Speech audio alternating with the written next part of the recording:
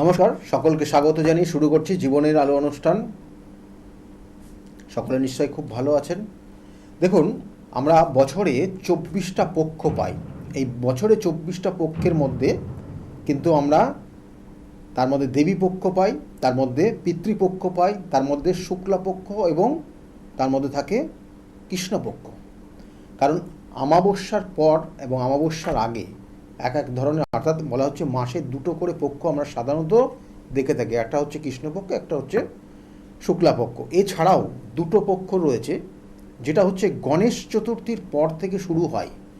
গণেশ চতুর্থীর পরে যে প্রথম, যে পরবর্তীতে যে পূর্ণিমা হয় এবং সেই পূর্ণিমা তিথির পর থেকে পরবর্তী অমাবস্যা পর্যন্ত যে তিথিটা আমরা দেখতে পাই সেটা হচ্ছে পিতৃপক্ষ।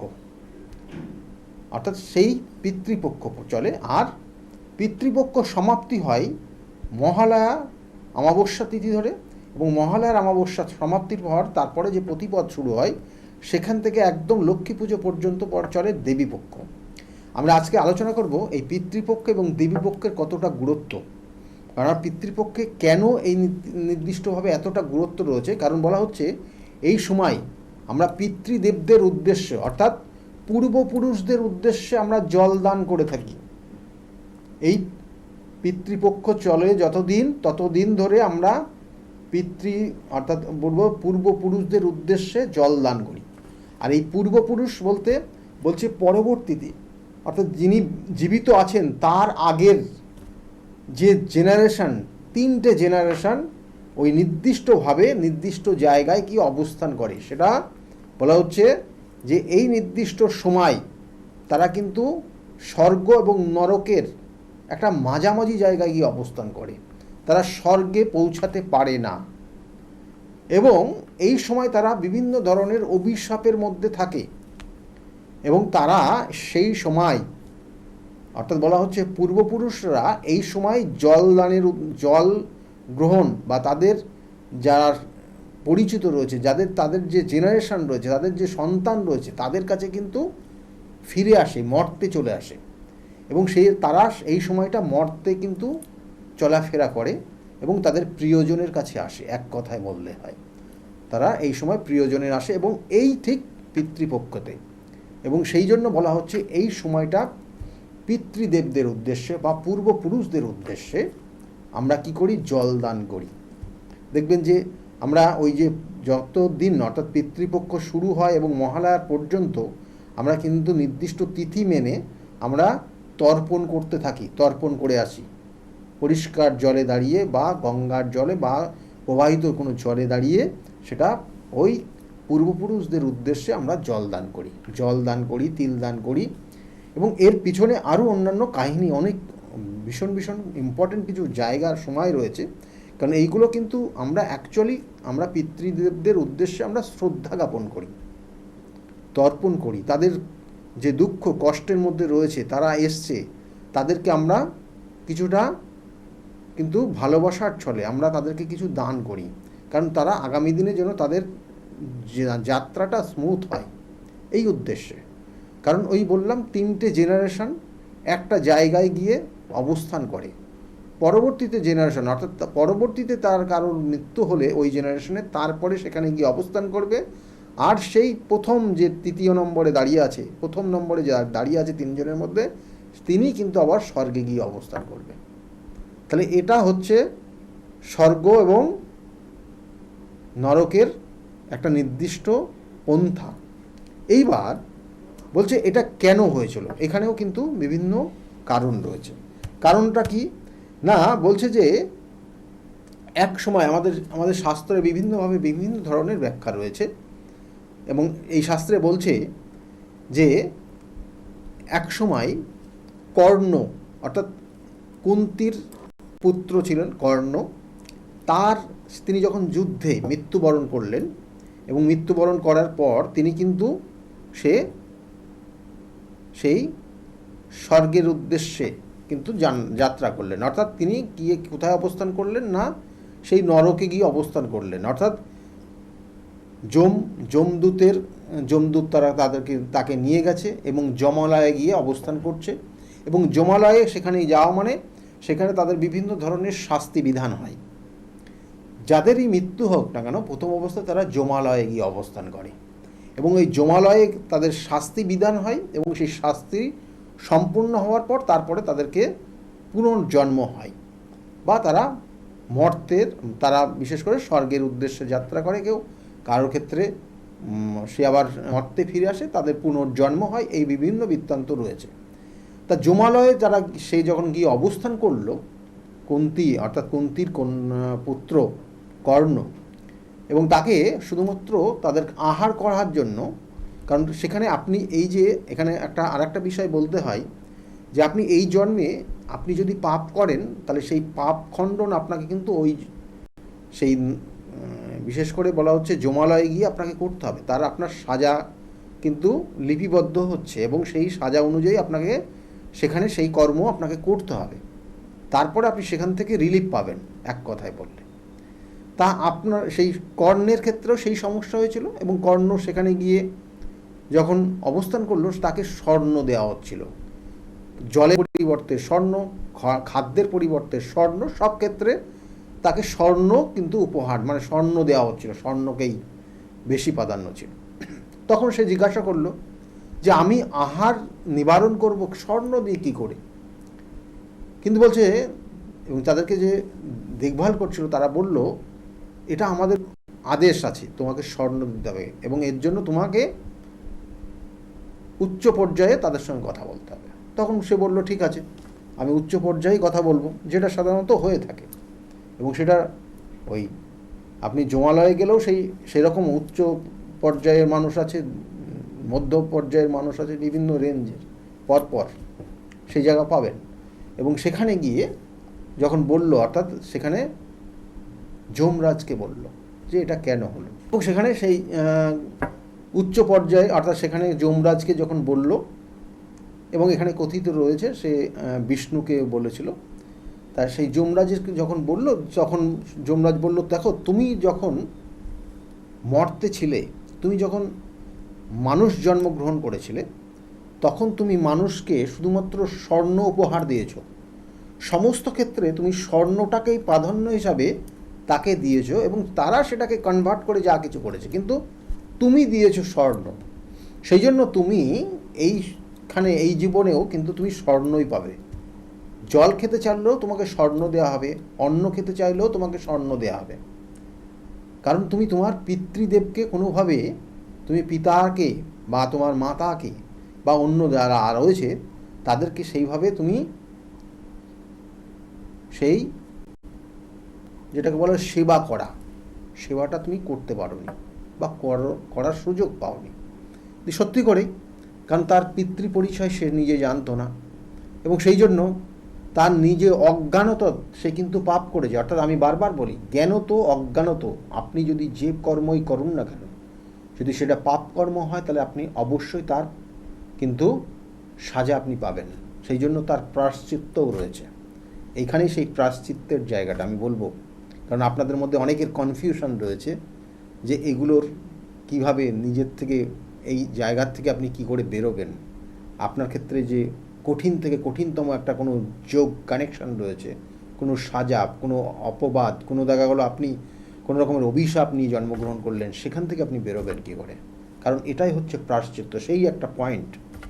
তখন কর্ণকে বলা হয়েছিল তোমার একটা সুযোগ দেওয়া হবে এবং এই পূর্ণিমা তিথি, অর্থাৎ সেটা একদম এই মাসের, অর্থাৎ এই যে বলা হচ্ছে গণেশ চতুর্থীর পর থেকে যে পূর্ণিমা তিথি শুরু হবে, সেই পূর্ণিমা তিথির থেকে 15 দিন তুমি সময় পাবে।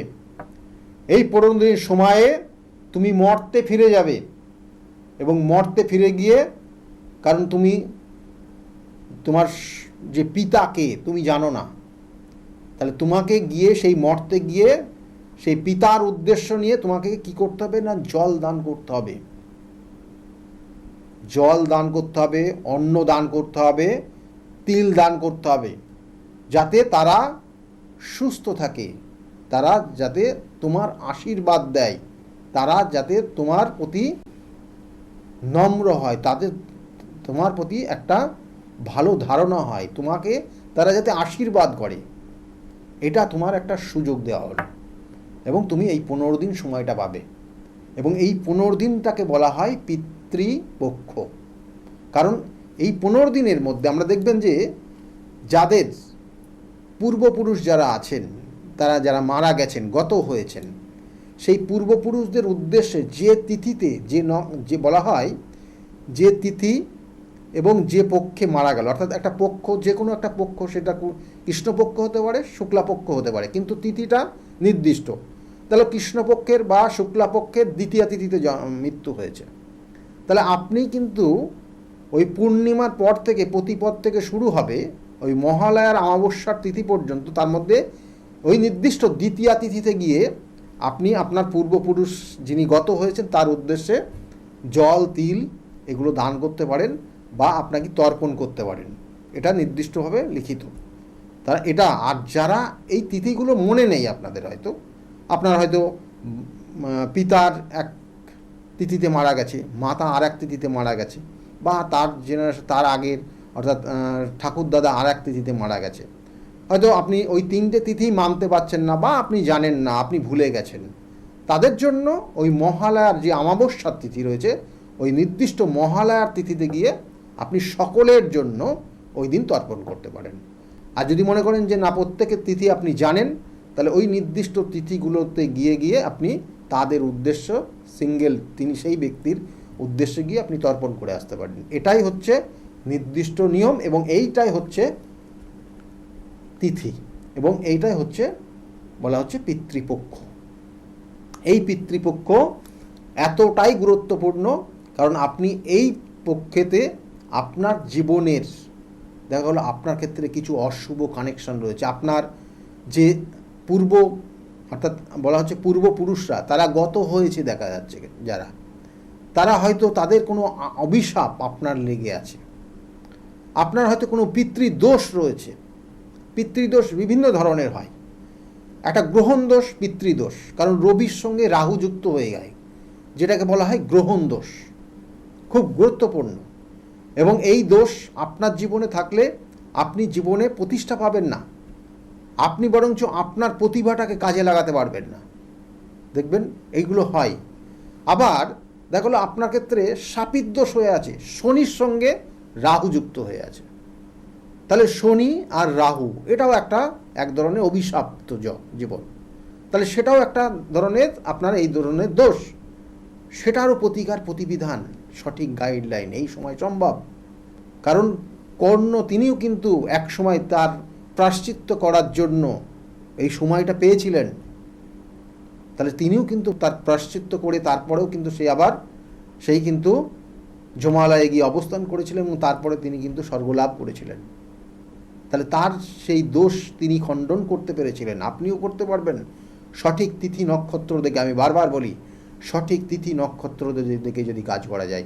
কারোর ক্ষেত্রে দেখবেন যে বিষযোগ হয়ে আছে রবি আর শনি, এই রবি শনির বিষযোগ এতটা মারাত্মক, দেখবেন যে সন্তানের উন্নতি হচ্ছে তো পিতার উন্নতিতে অবনতি হচ্ছে, পিতার অবনতি হচ্ছে দিন দিন, সন্তানের অবনতি হচ্ছে তো পিতার উন্নতি হচ্ছে। খুব কঠিন একটা যোগ যাদের ক্ষেত্রে রবি আর শনি বিষযোগ হয়ে আছে, দেখবেন যে সন্তান আর পিতার সঙ্গে মনিমানাত হচ্ছে না, অ্যাডজাস্ট হয় না। সন্তানের জন্মগ্রহণের পরে পিতার হঠাৎ করে দুর্যোগ তৈরি হয়ে গেল, হঠাৎ করে পিতার আমার সন্তানের দেখা গেলো সন্তানের কারণে পিতার একটা নির্দিষ্ট সময় পর্যন্ত তার শরীর স্বাস্থ্য নিয়ে সমস্যা হয়ে গেল। তাহলে এইগুলো কিন্তু কানেকশান, এগুলো কিন্তু এক ধরনের দোষ। তাই সেই হচ্ছে এই পিতৃপক্ষ আগামী সেই পূর্ণিমা তিথির থেকে শুরু হবে মহালয়ার তিথি পর্যন্ত 15 দিন টানা কিন্তু এগুলো হবে, এবং এই 15 দিনই কিন্তু খুব গুরুত্বপূর্ণ। যাদের ক্ষেত্রে কাল সর্পযোগ আছে, এটাও একটা জেনেটিক প্রবলেম, জেনেটিক একটা অশুভ কানেকশান। কাল সর্পযোগ, বিভিন্ন ধরনের কাল সর্পযোগ আপনার ক্ষেত্রে বিভিন্ন ধরনের সমস্যা নিয়ে আসতে পারে। আজকে আপনি রাজা আছেন, কালকে ফকির পর্যন্ত হয়ে যেতে পারেন আপনি। কাল সর্পযোগ এতটা মারাত্মক। আবার কাল সর্পযোগ আপনার ক্ষেত্রে প্রচুর কিছু দিয়ে দেবে, আবার আপনার থেকে পুরোটা নিয়ে চলে যাবে। এই ধরনের কাল সর্পযোগ, এগুলো পিতৃদোষের সমতুল্য। আপনার ক্ষেত্রে দেখা যাচ্ছে যে আপনার ক্ষেত্রে এমন কিছু অশুভ কানেকশন রয়েছে যেটার জন্য আপনি জীবনে প্রতিষ্ঠা লাভ করতে পারছেন না, বা আপনি কোনো কিছু করে পাচ্ছেন না। আপনার ক্ষেত্রে দেখবেন সন্তান আসছে, মিসক্যারেজ হয়ে যাচ্ছে, সন্তান ভূমিষ্ঠ হচ্ছে না, এগুলো জানবেন আপনার ক্ষেত্রে পিতৃদোষের কারণ। আপনার ক্ষেত্রে ষষ্ঠভাবে রবি রয়েছে, জ্ঞাতি শত্রুতা বা পিতৃতুল্য কোনো জায়গার থেকে অভিশাপ পেয়েছেন আপনি, তার ক্ষেত্রে তার জন্য আপনি জীবনে প্রতিষ্ঠা লাভ করতে পারছেন না। তাহলে এগুলো সব পিতৃদোষ। এই ধরনের অশুভ কানেকশান যাদের ক্ষেত্রে আছে, এবং তাদের ক্ষেত্রে কিন্তু বলবো এই পিতৃপক্ষটাকে কাজে লাগান, এবং এই পিতৃপক্ষে তার সঠিক প্রতিকার প্রতিবিধান আছে। এবং এই পিতৃপক্ষ সমাপ্তি হবে একদম মহালয়ার অমাবস্যার তিথি ধরে। মহালয়ার অমাবস্যার তিথি অর্থাৎ মহালয়ার অমাবস্যার ক্ষণে, অর্থাৎ এখানে বলবো যে শুক্লাপক্ষ, এই যে কৃষ্ণপক্ষ এবং শুক্লাপক্ষ, এখানে যেটা আমরা অন্য ক্ষেত্রে বলি, আর এখানে ঠিক পিতৃপক্ষর সমাপ্তি আর দেবীপক্ষের শুরু। এই পিতৃপক্ষ এবং দেবীপক্ষের শুরুর মিডিল যে সময়টা খুব গুরুত্বপূর্ণ সময়, সেক্ষেত্রে অনেক অশুভ দোষকে খণ্ডন করা যায়। তাই মহালয়ার অমাবস্যা তিথি খুব গুরুত্বপূর্ণ, এটাকে কাজে লাগাবেন। এরপরেই চলছে, এরপরে কি হয় না, আমরা কি করি যে আমরা যেমন বললাম ওই নির্দিষ্ট পক্ষ ধরে তিথি ধরে আমরা কাজ করি, এবং মহালয়ার তিথিতে আমরা সম্পূর্ণভাবে, যারা জানেন না তারা সেই পূর্বপুরুষদের উদ্দেশ্যে সেখানে জল দান করেন, তিল দান করেন, অন্ন দান করেন, এবং তারপরে আপনি আপনার মনস্কামনা জানান, এবং তারা যেন আশীর্বাদ করে এবং তারা যেন শান্তি পায়, এই উদ্দেশ্য নিয়ে তাদেরকে সেই মনস্কামনা করেন। এবং দেখবেন যে ওই সময়টা আমরা তাদের উদ্দেশ্য যেমন দিই, ওপরে ওঠার পর, অর্থাৎ আমরা যখন বাড়ি ফিরে আসি তখন পাশে যারা দুস্থ মানুষ রয়েছে তাদের উদ্দেশ্যও কিন্তু আমরা সেই সময়টা দান করে থাকি। কারণ কার মধ্যে কে আছে আপনি কিন্তু কিছু জানেন না, সেই জন্য আপনি সবসময় আপনার সামনে এসে কেউ যদি সাহায্য চাই, এই সময়টা অবশ্যই সাহায্য করবেন।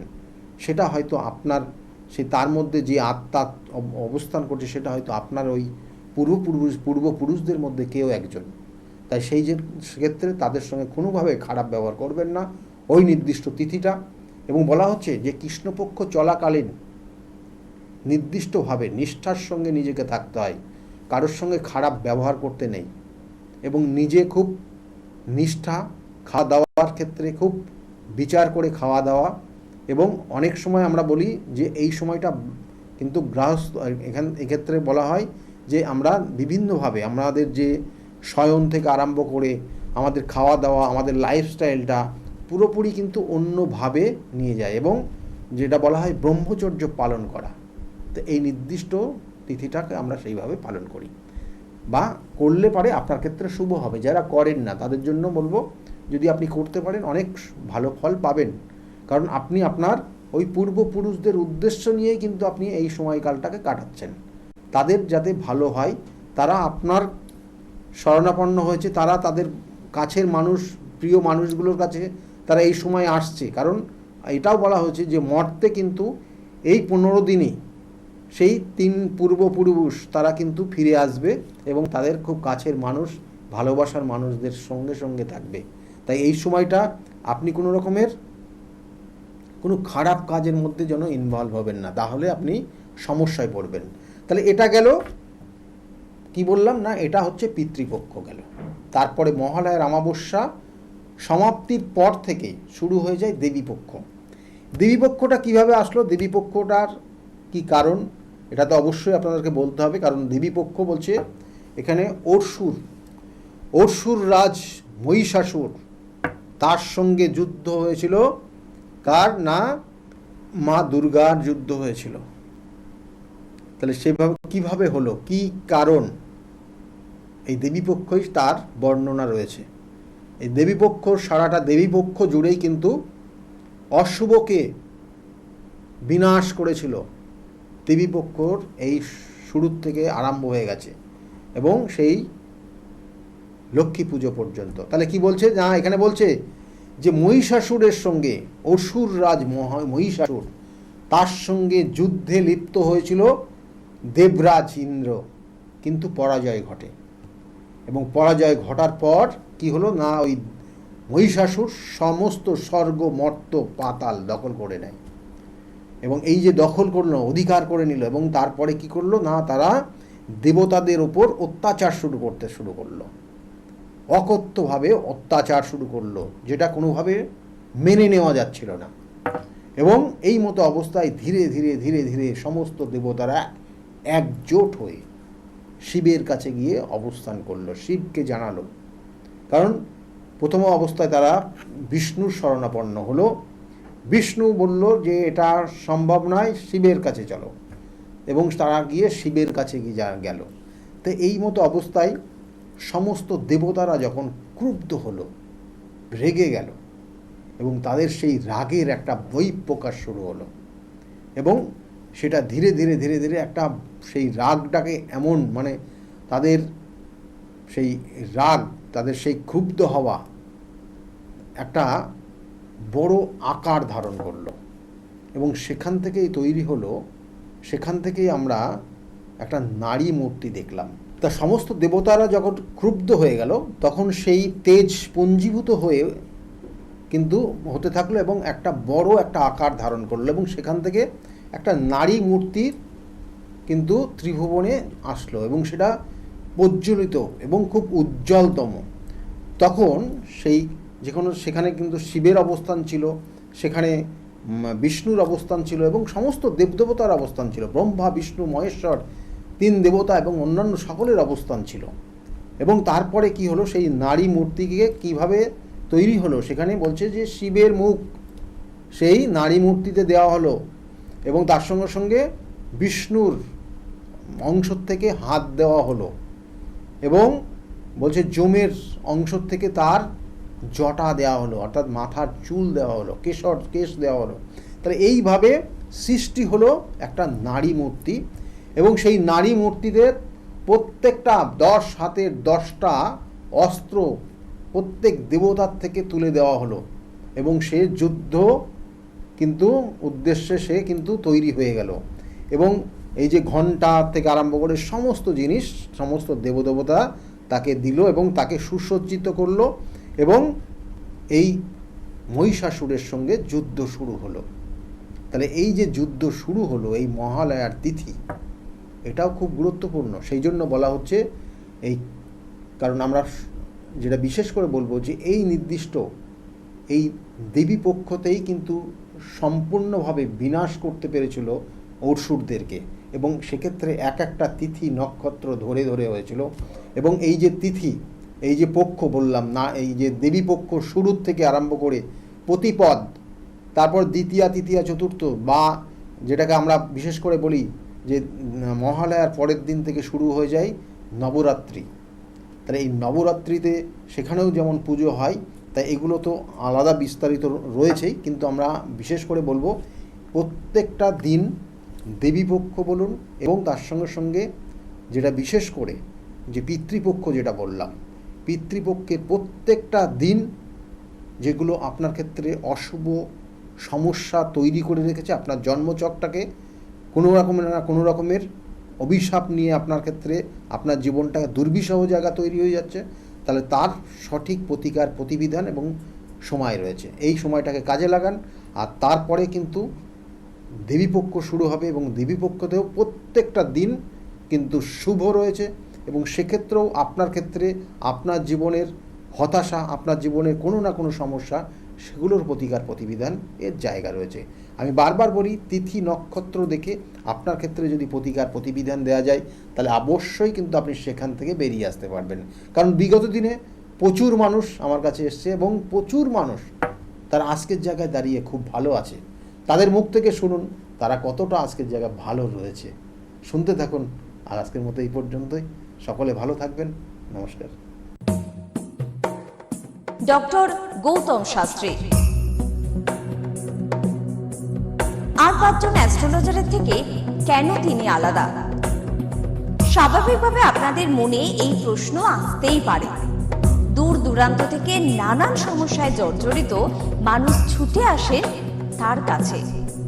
গ্রহদোষ হোক কিংবা কাল সর্পদোষ, অথবা ধরুন মাঙ্গলিক দোষ কিংবা অন্য যে কোনো সমস্যা, তারা জানেন সব সমস্যা স্থায়ী সমাধানে এক এবং অদ্বিতীয় ডক্টর গৌতম শাস্ত্রী। চলুন আজ আপনাদের সাথে পরিচয় করিয়ে দিই এমন কিছু মানুষের এবং শুনে নিই তাদের কথা। নমস্কার, আমি শর্মিষ্ঠা। আমি দীর্ঘ 5 বছর ধরে গৌতমদার কাছে আসি। আমি যখন প্রথম এখানে এসেছিলাম, আমার ব্যবসায় প্রচণ্ডভাবে ক্ষতি হয়েছিল, কোনো উন্নতি ছিল না, নেগেটিভিটি আর ডিপ্রেশন আমাকে ঘিরে ধরেছিল। তো এক আত্মীয়র কথা শুনে আমি এখানে আসি। আসার পর দাদা আমাকে যে অ্যাডভাইসগুলো করেছিল এবং যে উনি ক্রিয়াগুলো আমায় করতে বলেছিল, সেগুলো আমি করার পর খুব ভালোভাবে উপকার পাই।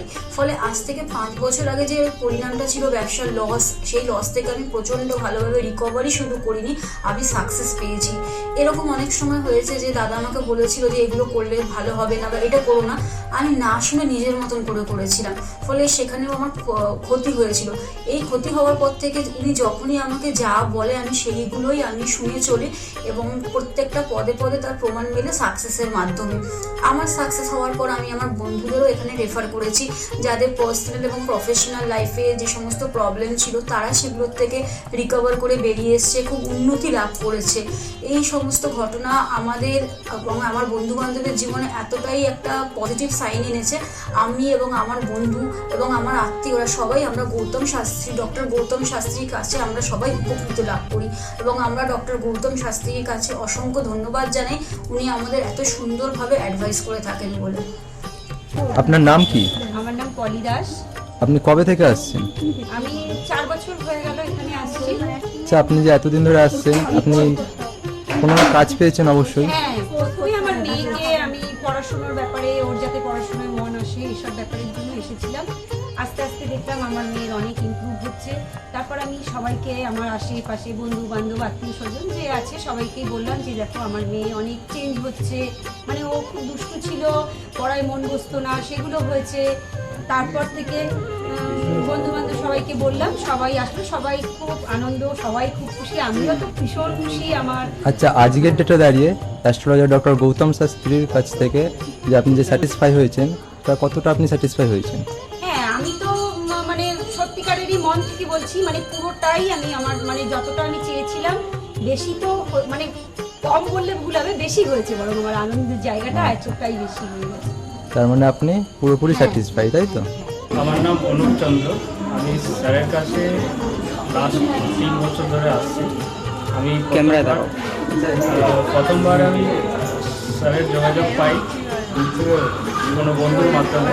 তারপরে আমি আবার স্যারের কাছে আসি। তারপরে আমি বিজনেস রিলেটেড সাথে সাথে কিছু ডিসকাস করি, দিয়ে আস্তে আস্তে আমার সব প্রবলেম সলভ হয়ে যায়। এখন আমি বিজনেস একটা ভালো জায়গায় দাঁড়িয়ে আছি। আমি সবাইকে একটা অনুরোধ করবো কি আপনারা স্যারের কাছে একবার আসুন, নিজের প্রবলেমগুলো জানুন, সলিউশনগুলো জানুন।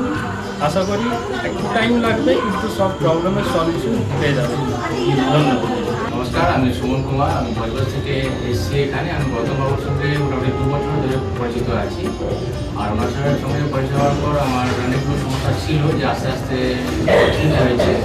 আর কটা সমস্যা এখন আছে, সেটাও মোটামুটি ঠিকের পথে যাচ্ছি আমি। আর আজকে আমি এই অনুষ্ঠানে এখানে কাজাপাড়ায় এখানে এসেছি।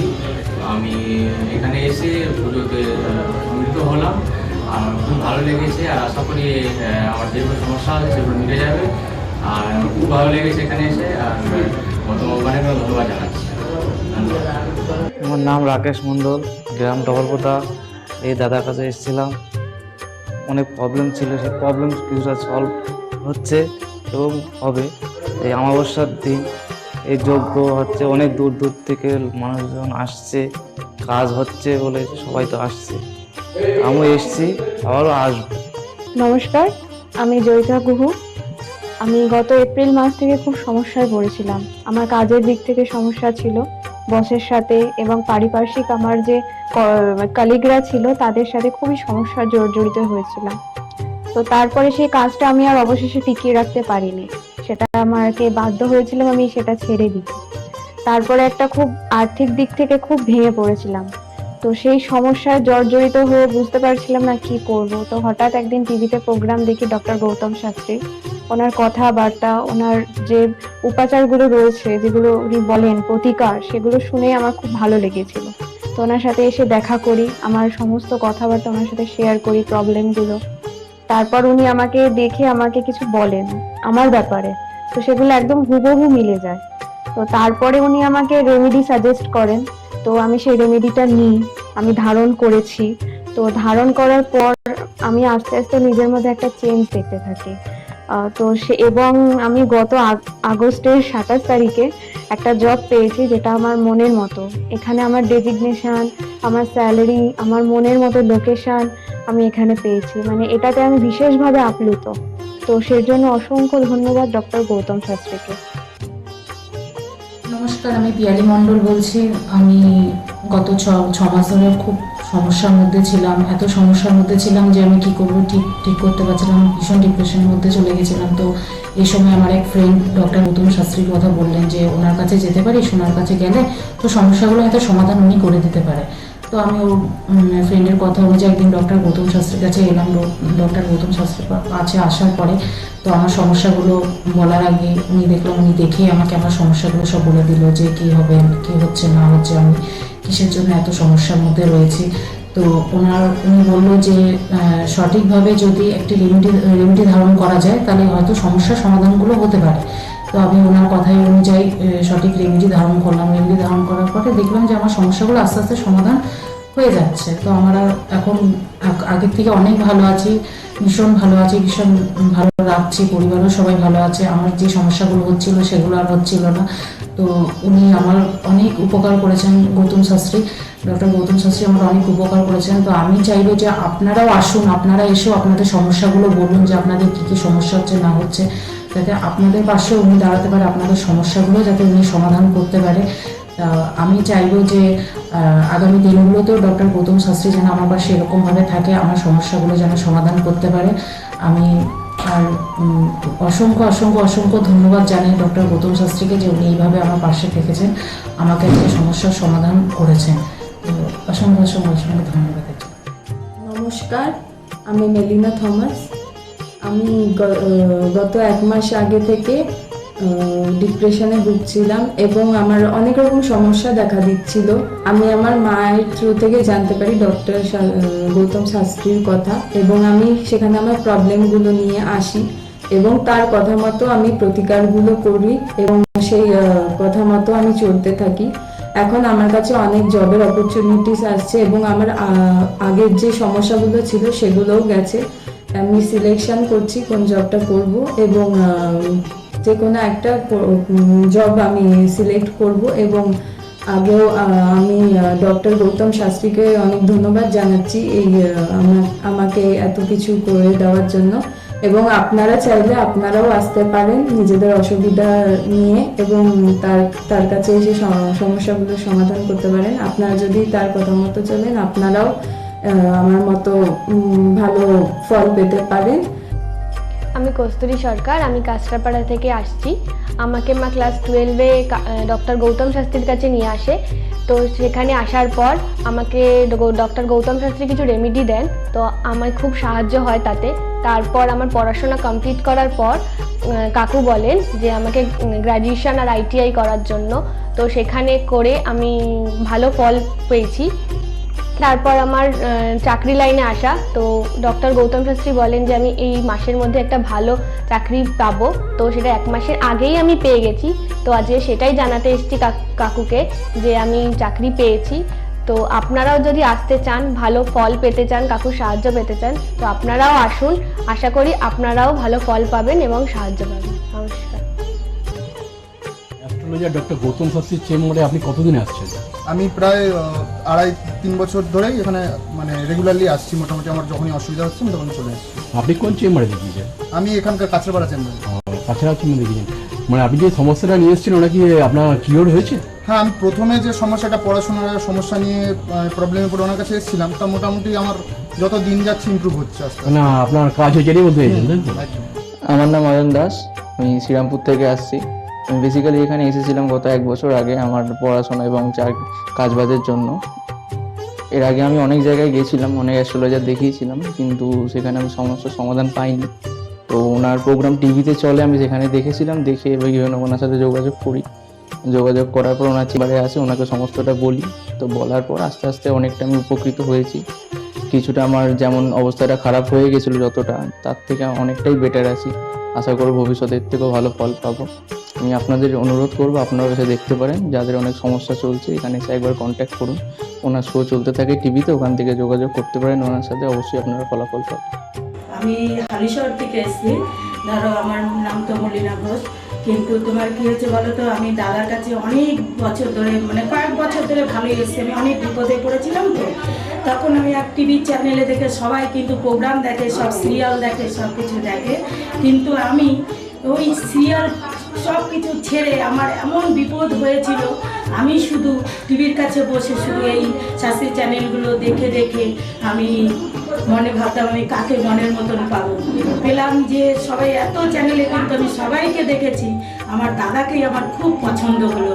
আমি খোঁজ করতে করতে করতে করতে আমি এমন বিপদ যে আমি এই বিপদে কি করে উঠবো, তখন ওই দাদার কাছে আসলাম।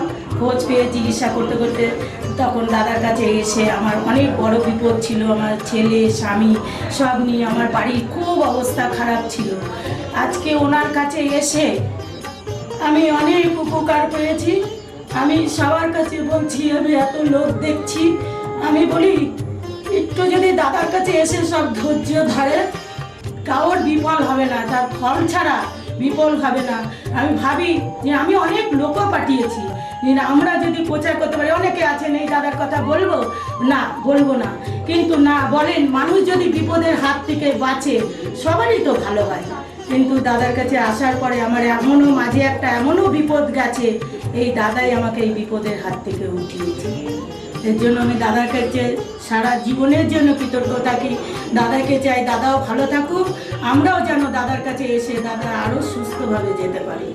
শুনলেন তো, এনাদের প্রত্যেকের আশা, ভরসা এবং বিশ্বাসের একটাই নাম, ডক্টর গৌতম শাস্ত্রী, যার সম্পর্কে আমরা এত কিছু শুনলাম। চলুন এবার দেখে নিই তিনি কি বলছেন।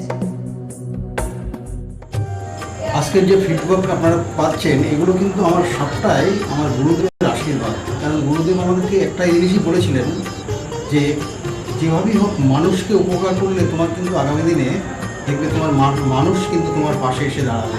এবং সেইভাবেই আমি কিন্তু যেভাবে সকলের উপকার বা আমি যতটা কাজ করছি সকলে উপকৃত হচ্ছে, এবং এর জন্য আমিও কিন্তু খুব আনন্দ পাই যখন তারা বলে যে না দাদা, আমি আপনার এই কারণে এই জন্য এসেছিলাম, এই কাজটা আমি পেয়ে গেছি। সুতরাং আমিও চাই যে এইভাবে মানুষের পাশে থেকে মানুষকে সহযোগিতা করে মানুষকে আরও ভালো জায়গায় পৌঁছে দেওয়া। যাদের খুব দুঃখের মধ্যে, কষ্টের মধ্যে আছে, তাদেরকে কিছুটা গাইড করে তারা যদি আরও ভালো জায়গায় যেতে পারি এবং ভালো জায়গায় তাদেরকে যদি নিয়ে যেতে পারি, এটাই হচ্ছে আমার মেন উদ্দেশ্য। অর্থাৎ তারা যদি আরও ভালো জায়গায় যেতে পারে, সেখান থেকে যে আনন্দ উপভোগ করতে পারবো আমি, সেটা কিন্তু চিরস্থায়ী থেকে যাবে। তাহলে আর দেরি কেন, চটপট ফোন করুন 9836410969 অথবা 8335805241 এই নাম্বারে। শুধুমাত্র একটি ফোন, যা পাল্টে দিতে পারে আপনার গোটা জীবন। জ্যোতিষবিদ, বাস্তুবিদ, হস্তরেখা বিশারদ ও gold medalist doctor Gautam Shastri, এক এবং অদ্বিতীয়।